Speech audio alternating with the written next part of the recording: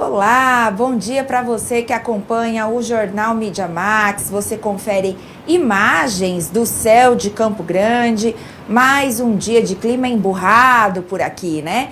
Você percebe bastante nuvens no céu, o sol deve aparecer tímido nesta terça-feira e é claro que a gente traz mais detalhes do tempo e do clima para você ao longo do programa de hoje, porque afinal de contas, estamos começando mais um Mídia Max no ponto. Estamos ao vivo no canal 4 da NET e também nas redes sociais do Jornal Mídia Max.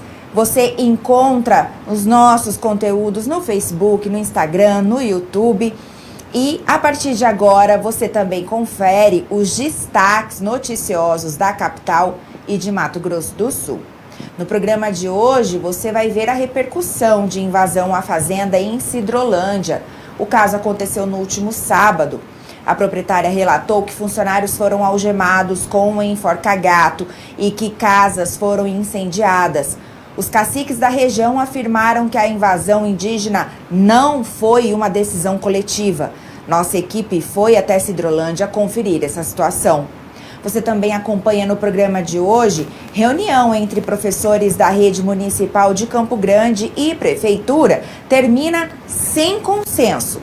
Um novo encontro para discutir o reajuste salarial de 5,4% foi marcado para o dia 24 de junho. A prefeitura afirma que há um déficit de 138 milhões nas contas. Já o sindicato que representa os professores espera que a palavra da administração municipal seja cumprida sem penalizar a educação. Você também vai ver no programa de hoje que na tarde de ontem foi realizada a audiência de instrução e julgamento da morte da subtenente da Polícia Militar Marlene de Brito Rodrigues. Ela foi vítima de feminicídio no dia 6 de abril e o principal suspeito é o então namorado dela, Gilberto Jarson, que apresentou versões contraditórias sobre o caso.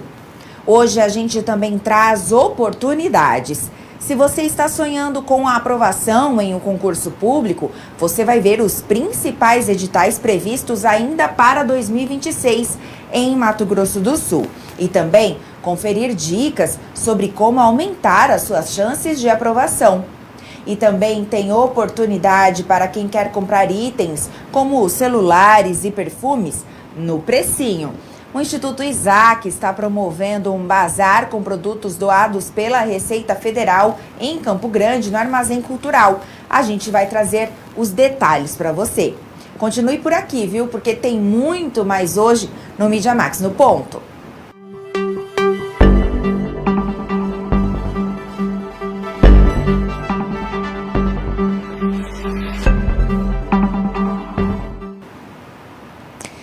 E a gente começa o programa de hoje com informação importante sobre as invasões em fazendas de Sidrolândia.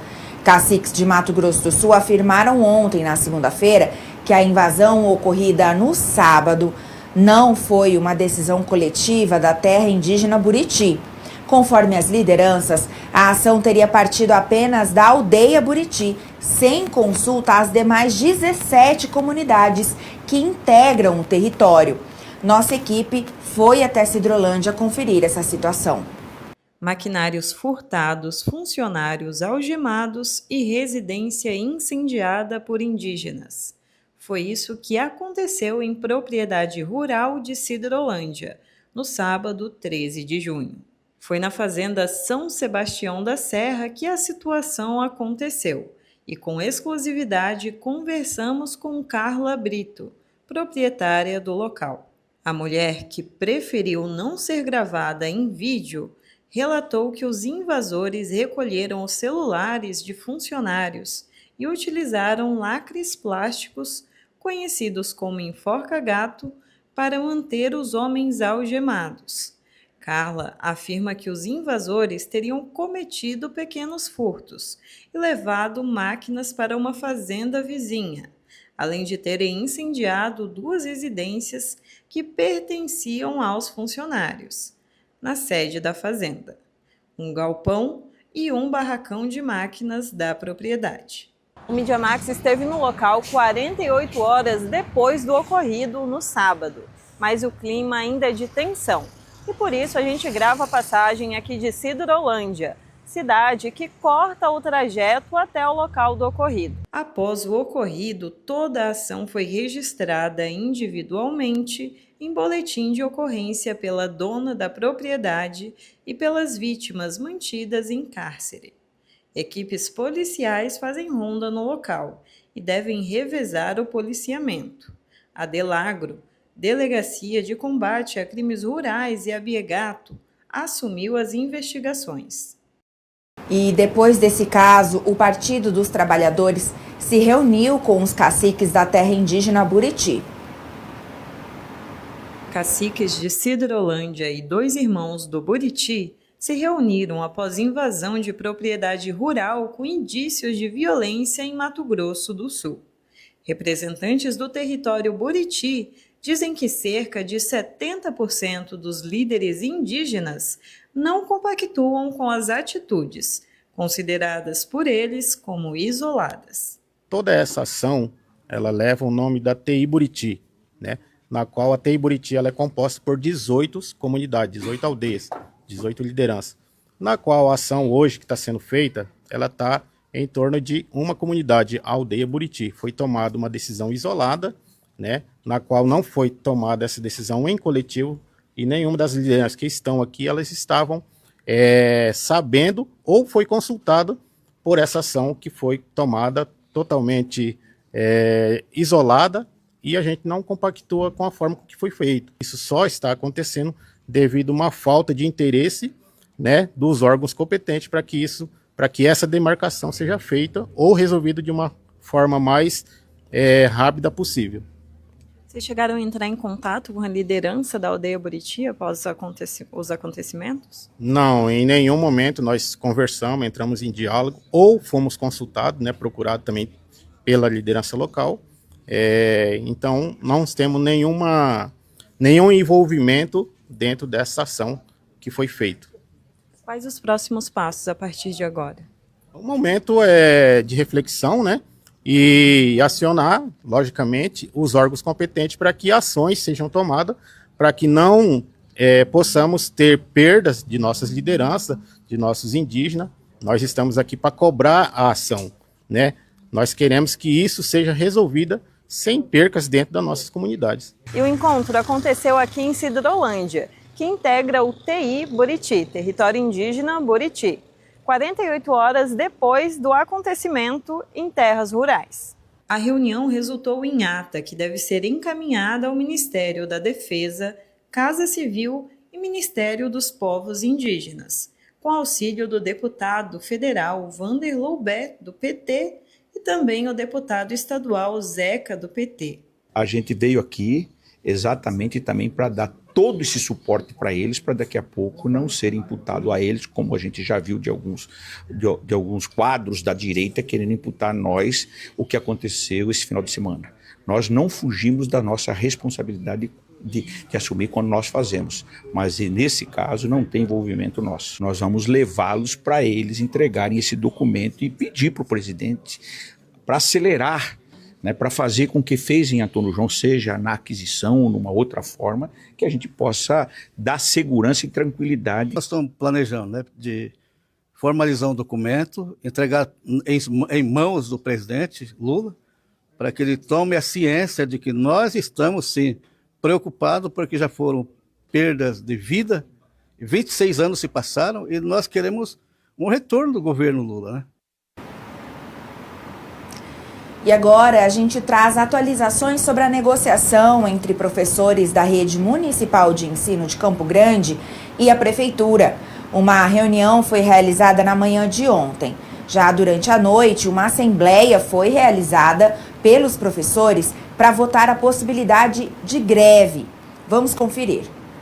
A reunião entre Prefeitura de Campo Grande e representantes da Associação Campo Grandense dos Profissionais da Educação, realizada na manhã desta segunda-feira, terminou sem acordo sobre o reajuste salarial reivindicado pela categoria. As negociações continuam e uma nova reunião foi marcada para o dia 24 de junho. Até lá, a Prefeitura promete apresentar alternativas para viabilizar o reajuste de 5,4% pedido pelos professores. 5,4% é o desejo da categoria e da administração. Para que a gente possa cumprir isso hoje em dia, a gente precisa entender qual é o nosso momento, visto que nós já estamos vivenciando um déficit, e para que a gente possa readequar e reequilibrar isso. Segundo a Prefeitura, as contas da educação municipal apresentam um déficit de 138 milhões de reais.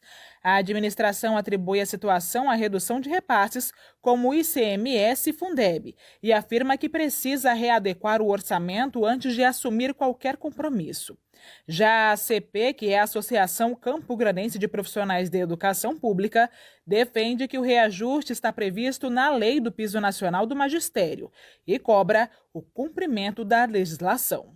Mas foi mantida, então, a palavra da prefeita que nos foi dada na sexta-feira, de colocar os caminhos. Então, hoje já foi apresentado algumas hipóteses, mas não de forma oficial.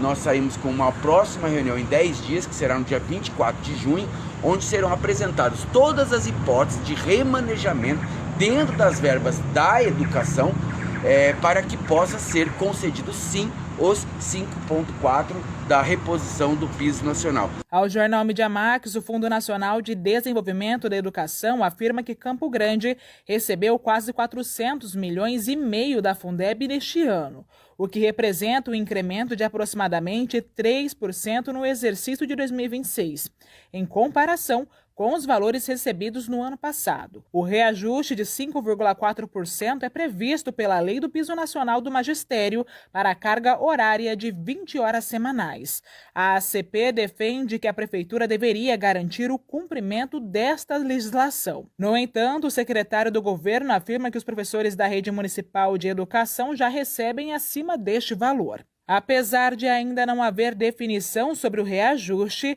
a expectativa da ACP é avançar nas negociações na próxima reunião, sem que sejam definidos cortes em áreas que possam comprometer a qualidade da educação oferecida aos alunos.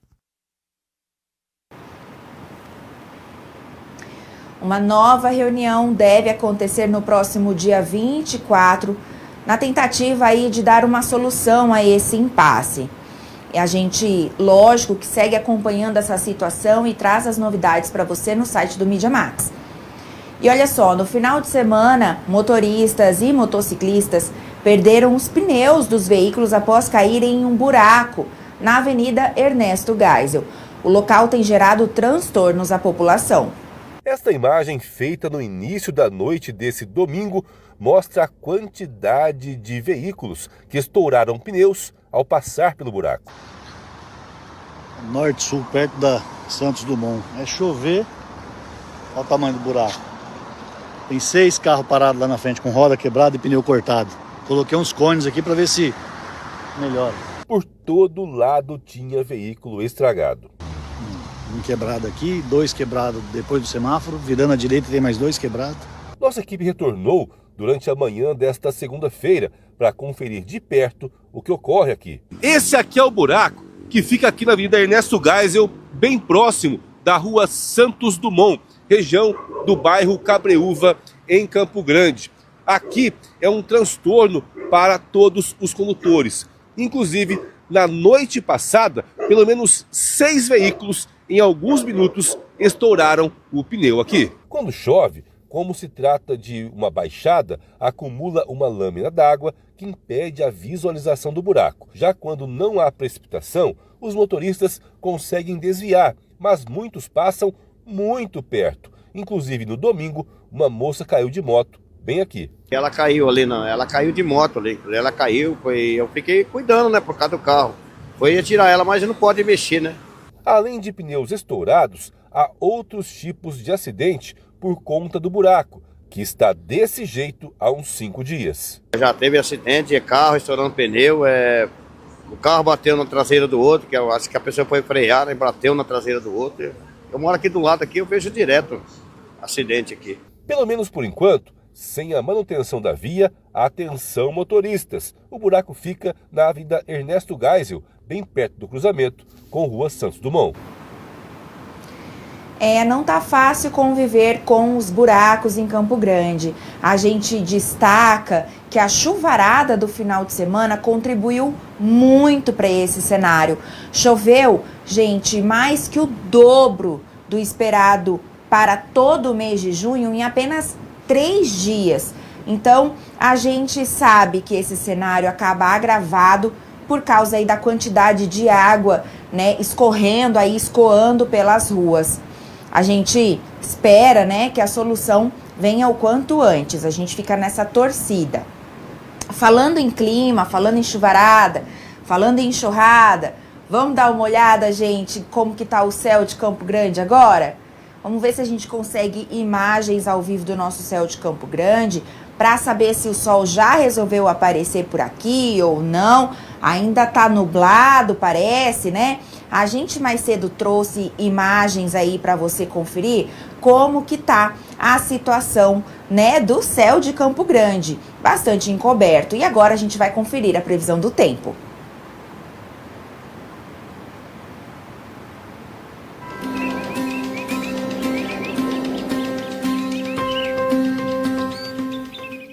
Olá, um ótimo dia para você. E nesta terça-feira a expectativa é para predomínio de tempo firme em boa parte de Mato Grosso do Sul. Mas claro, isso não quer dizer que teremos tempo firme em todo o estado, mas sim na maior parte das regiões. Só deve chover de forma isolada no interior, com possibilidade de pancadas de chuva com moderada intensidade nas primeiras horas do período da manhã, devido ao fluxo de umidade em níveis baixos da atmosfera, principalmente nas regiões centro-norte, norte e nordeste, uma área que já vem recebendo chuva, o que é muito bom pensando principalmente na reposição da água no solo.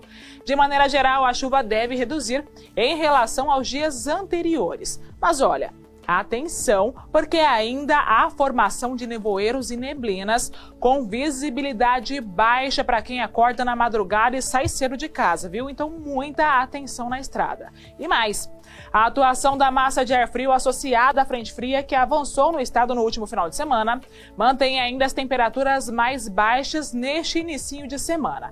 Então, estão previstas temperaturas mínimas entre 7 e 9 graus no interior do estado, principalmente com valores inferiores a 7 graus em pontos isolados, especialmente naquelas regiões que já estão mais geladas, sul, sudeste e também no sudoeste sul-mato-grossense. Vamos aproveitar agora e conferir as máximas e as mínimas para algumas cidades do interior. Temos aqui Ponta Porã, marcada sempre pelo frio, né? Temos aqui a máxima de apenas 21 graus e com mínima de 10 graus. Aparecida do Taboado, faixa leste, máxima de 23 graus e mínima de 18. Já no oeste, Corumbá, máxima de 25 graus, faz um pouquinho mais de calor na faixa oeste do estado e mínima de 17 graus na cidade de Corumbá. Fechando com o Nortão, Coxim, máxima de 26 graus e com mínima na casa dos 18. Essas regiões têm recebido uma chuva importante, que tem ajudado a repor água no solo, áreas que estavam bem secas e com baixa umidade relativa do ar também. Em Campo Grande, a expectativa é de sol entre muitas nuvens e períodos de céu nublado. Por aqui, mínima prevista de 16 graus, enquanto a máxima não passa nem mesmo dos 22 graus, temperaturas bem amenas na capital do estado. E esses foram os destaques da previsão do tempo. Um ótimo dia para você e até amanhã.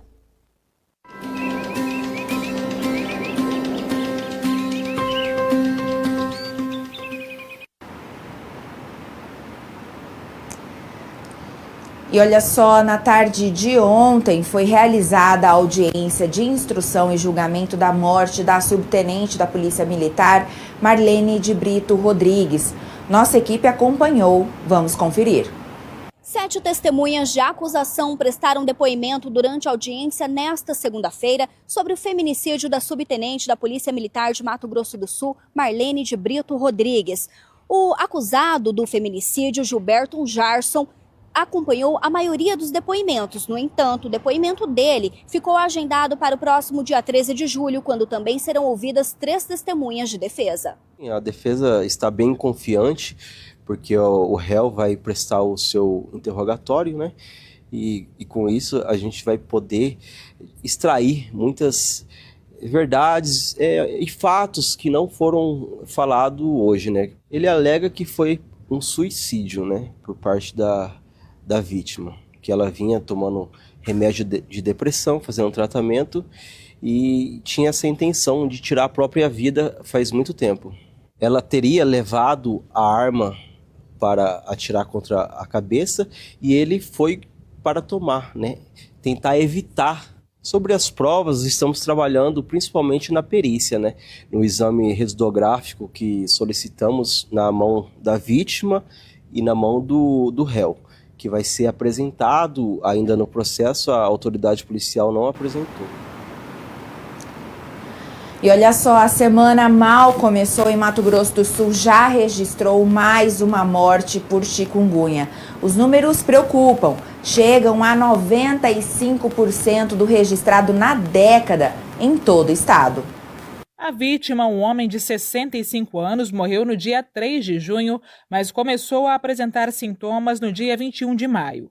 Conforme o boletim epidemiológico da Secretaria de Estado de Saúde, o paciente tinha comorbidades, entre elas diabetes e hipertensão arterial. Esta é a primeira morte por chikungunya registrada em Ponta Porã, mas o cenário em Mato Grosso do Sul acende o alerta. O estado já confirmou 23 mortes pela doença. O número representa mais de 60% dos 38 óbitos contabilizados em todo o país somente em 2026. E os números vão além. Entre 2016 e 2025, o Mato Grosso do Sul registrou 24 mortes e pouco mais de 21 mil casos prováveis de chikungunya. Já em 2026, o estado concentra quase o mesmo número de mortes registrados em toda a última década e já soma 61% do total de casos deste período. Os sintomas são parecidos com os da dengue, mas costumam ser mais intensos e duradouros. Febre alta e dores nas articulações estão entre as principais características da doença. Em muitos casos, os sintomas persistem por semanas.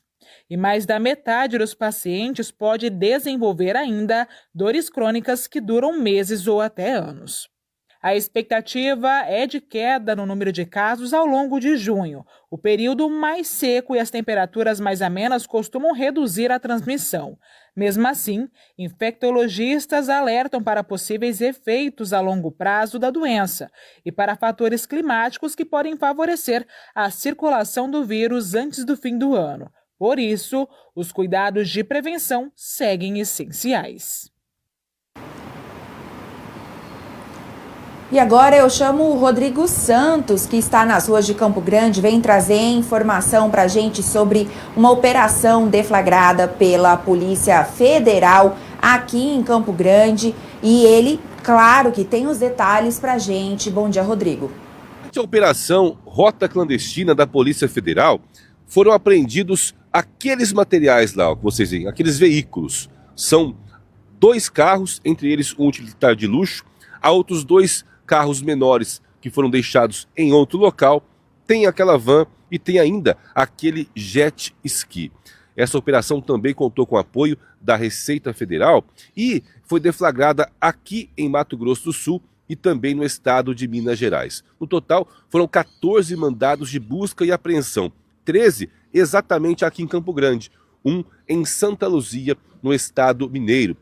5 mandados de prisões preventivas, ou seja, por tempo indeterminado, além também de 5 pessoas que vão ter de usar o monitoramento eletrônico, ou seja, a tornozeleira. Essa operação foi deflagrada sob um grupo que simplesmente movimentou 76 milhões de reais em transporte clandestino de cigarro de origem no Paraguai. Para isso, eles faziam envio de dólares lá para o outro país, o que configura evasão de divisas. Passavam esses cigarros por rotas clandestinas até chegarem aqui em Campo Grande, onde eram provisoriamente armazenados.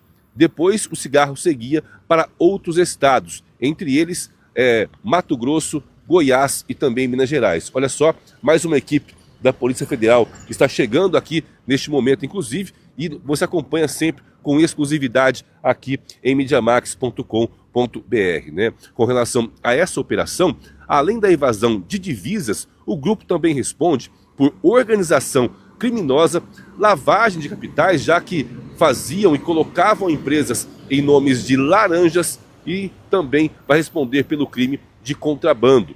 Toda essa operação foi deflagrada nesta manhã desta terça-feira aqui em Mato Grosso do Sul, e nós estamos acompanhando, já porque além da apreensão desses bens também houve bloqueios de imóveis e contas bancárias. Mais informação sobre esse caso e sobre muitos outros você sempre acompanha em MediaMax.com.br.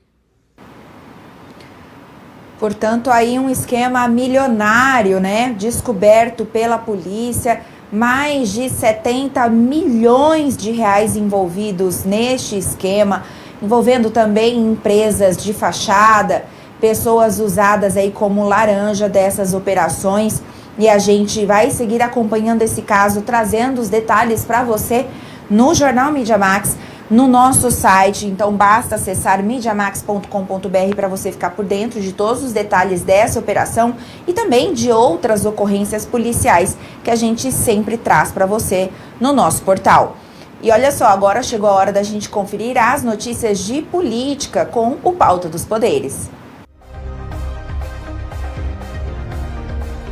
Começa agora mais um Pauta dos Poderes, com notícias e destaques do cenário político sul-mato-grossense. O prefeito de Dois Irmãos do Buriti, Vladimir de Souza Volk, afirmou ao jornal Mídia Max que convocou o secretário municipal de Assuntos Indígenas, Rodrigues Alcântara, para esclarecer uma suposta relação com o ataque a propriedades rurais em Sidrolândia. A suspeita foi mencionada pelo deputado Zeca do PT, que relatou acusações de lideranças indígenas da região da aldeia Buriti sobre possível atuação do secretário na mobilização. O caso terminou com um incêndio na sede de uma fazenda e roubo de maquinários. Segundo o prefeito, ainda não há confirmação do envolvimento e o município aguarda a manifestação do servidor antes de qualquer posicionamento oficial.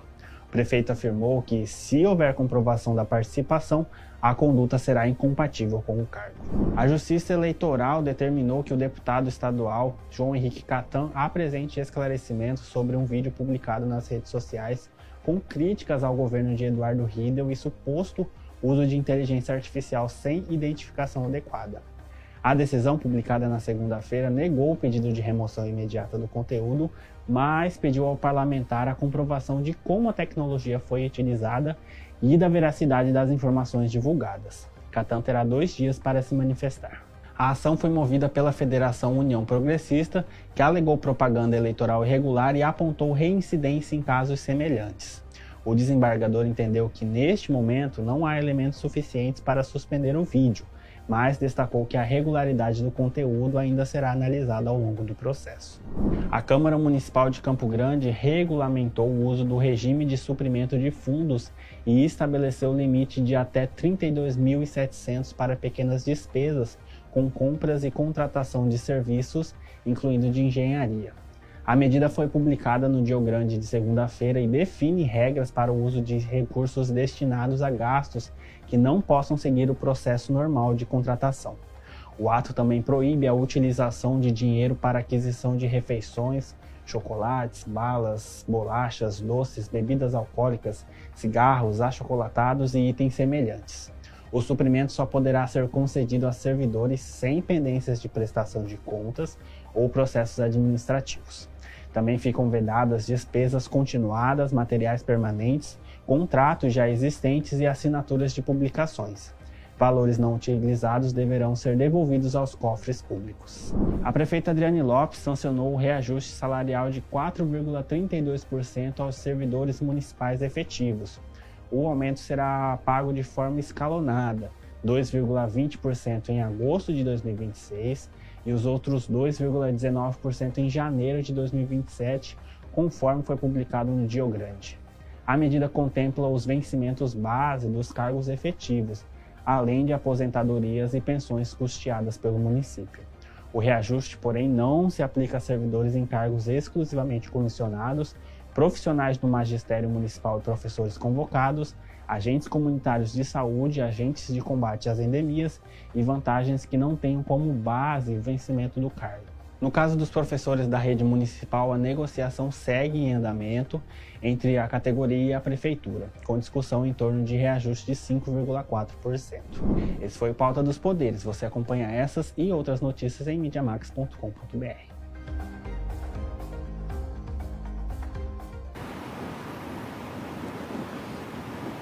E olha só, o ano de 2026 deve seguir movimentado para quem sonha com uma vaga no serviço público, mesmo em ano eleitoral. É o que você vai conferir na reportagem agora. Mesmo em ano eleitoral, os concursos públicos continuam movimentando milhares de candidatos no Centro-Oeste.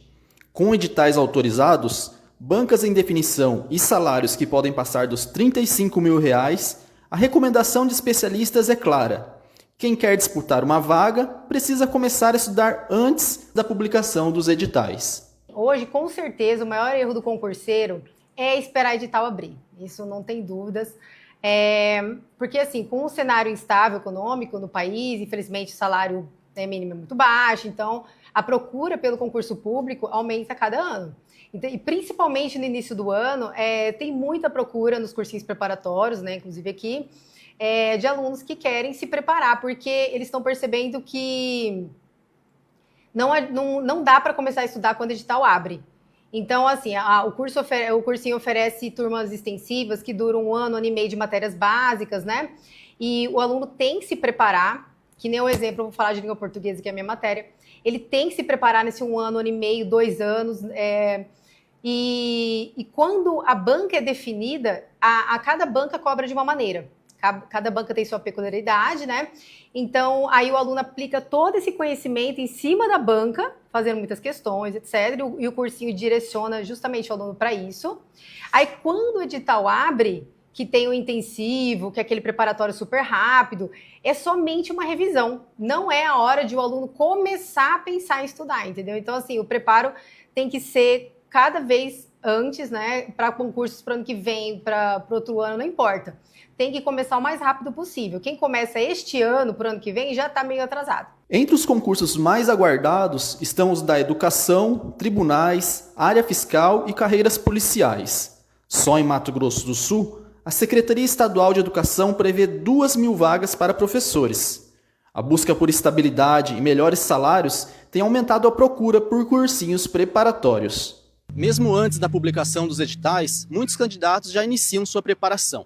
Em cursinhos e plataformas de estudo, a orientação é antecipar o conteúdo básico e acompanhar de perto a definição das bancas organizadoras. Diferentemente de alguns outros países, assim, o Estado brasileiro ele não tem disciplinas de direito no programa curricular das escolas, o ensino médio, ensino fundamental.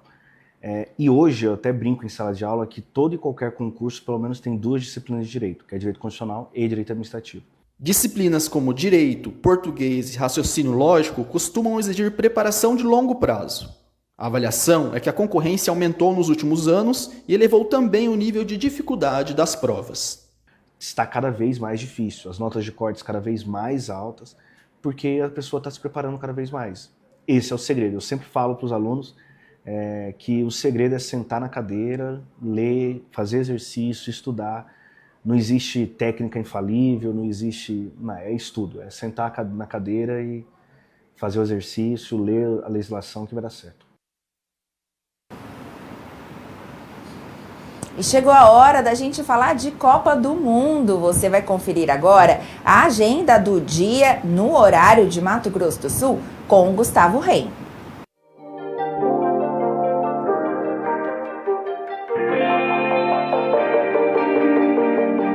O 6º dia de Copa do Mundo tem 4 jogos e a estreia de 2 das seleções favoritas da competição. A rodada começa às 15 horas com França e Senegal. A partida terá transmissão da Globo, Sport TV, GE TV, SBT, NS Sports, Globoplay e Cazé TV. Às 18 horas, Iraque e Noruega se enfrentam com transmissão da Cazé TV.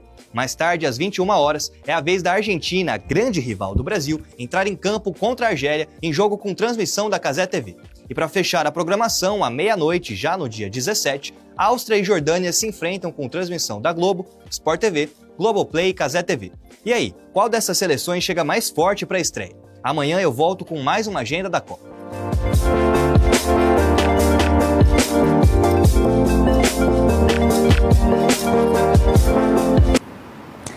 E por falar em Copa, o que será que os campograndenses acharam da estreia do Brasil? Será que o pessoal está confiante aí com os nossos possíveis resultados?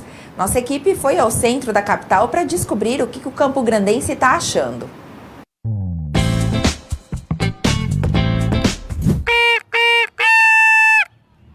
Apesar da torcida, não foi dessa vez que a seleção brasileira estreou com vitória na Copa do Mundo. O Brasil ficou no empate em 1-1 com Marrocos na última sexta-feira.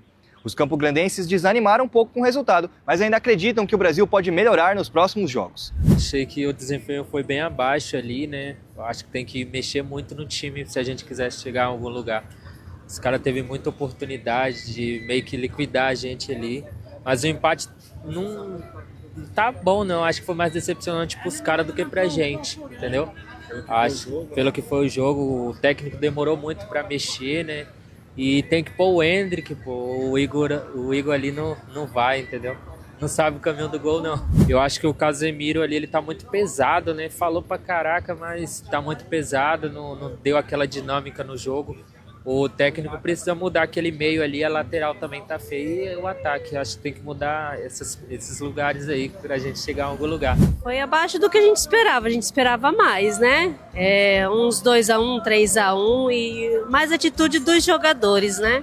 Ali poderia colocar jogadores que ainda não brilharam, né? Que poderiam mostrar o futebol deles também, né? E mexendo aos poucos enquanto tá no começo pra gente não chegar lá no final e tomar de 7-1 que nem aquela vez, né? A expectativa era muita, né, do nós brasileiros, mas infelizmente a rapaziada tava muito nervosa, né, o meio de campo, chegando embora atrasada, entendeu? Parece que os caras estavam com um peso enorme nas costas e não estavam acompanhando os adversários, mas tem tudo para melhorar. Mas vamos pro próximo jogo, nós temos que ter tranquilidade agora, né? E fazer uma boa escalação, colocar as peças certas que possa competir, entendeu? Porque realmente esse primeiro jogo nosso não foi aquilo que o brasileiro espera, entendeu? Tava esperando, mas vamos pro próximo jogo e vamos com firmeza que vamos vencer a próxima. Quem que você acha que dá para entrar nesse time? A galera pediu muito o Endrick, né? Tem o campograndense lá também, o Ederson agora. Quem que você acha que as mudanças que tem que acontecer? O Endrick é o seguinte, o guri novo, o guri jovem ainda, né? Tem muito pela frente, tem muita vontade de ganhar, né? E o campograndense, ele é meio de campo, ele é volante, ele é mais para defesa, né? Mas também poderia entrar para tranquilizar mais o meio de campo, porque o Casemiro ele já está meio veterano já, né? Não está acompanhando muito mais. Mas o Endrick seria uma peça-chave de momento agora.